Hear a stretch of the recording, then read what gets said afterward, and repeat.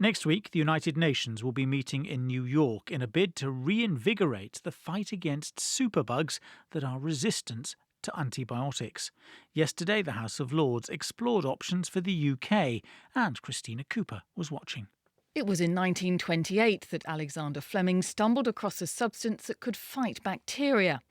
The discovery of penicillin led to a revolution in healthcare, ending an era in which people could die from a minor infection. But Sir Alexander Fleming was also aware of the limits of antibiotics, as the Conservative former Health Secretary, Lord Lansley, explained. In 1945, in his Nobel Prize speech, Alexander Fleming, of course, some 17 years after his discovery of the antibiotic properties of penicillin, said, and I quote, "There is the danger that the ignorant man may underdose himself. He buys some penicillin and gives himself not enough to kill the streptococci, but enough to educate them to resist penicillin." Words that Lord Lansley called prophetic.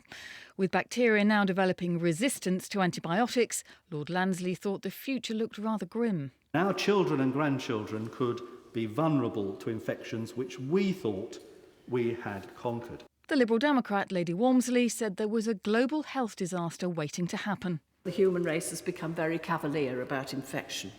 At least we have in the West. For example, all hospital wards and departments that I've been in now have little machines at the entrance with antimicrobial stuff that you can rub on your hands. But do we always use them? I must admit that I don't always. 3 years ago, the government launched a 5-year strategy to tackle antimicrobial resistance in the UK. Top of the list are preventing infection in the first place and reducing the inappropriate use of antibiotics.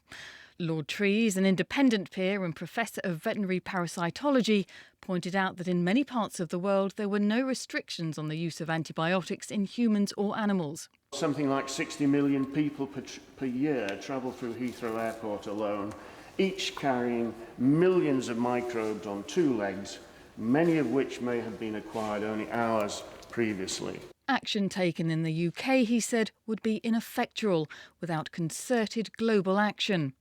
To that end, the United Nations is holding a meeting on the issue next Wednesday. Potential solutions to the threat posed by superbugs include more vaccinations and new antibiotics. A Conservative and dentist, Lord Colwyn, highlighted an innovation called reactive oxygen technology. He said tests suggested it could tackle the hospital superbug, MRSA. It works by generating highly reactive free radical oxygen species, mainly hydrogen peroxide, one of nature's fundamental defences against infection. For Labour, Lord Hunt was worried about the overuse of antibiotics in animals in other parts of the world. It is one of the major concerns of UK farmers that the very high standards that we require, whether it's in relation to use or inappropriate use of antibiotics or in animal welfare, that they're forced to compete with countries where they do not have these high standards. There are some innovative projects underway.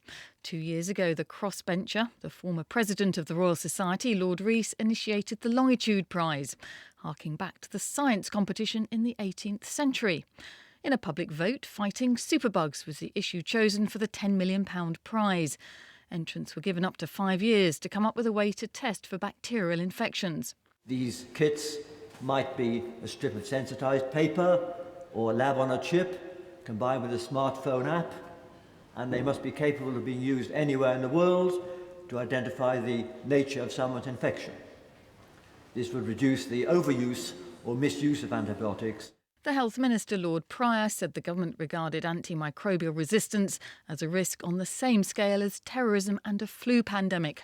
Our aim is now to halve by 2020 the number of inappropriate antibiotic prescriptions within the NHS.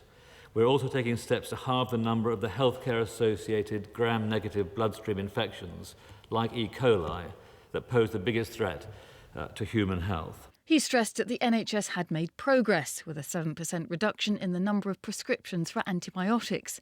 But there was a long way to go, and everyone knew how difficult it was to change behaviour.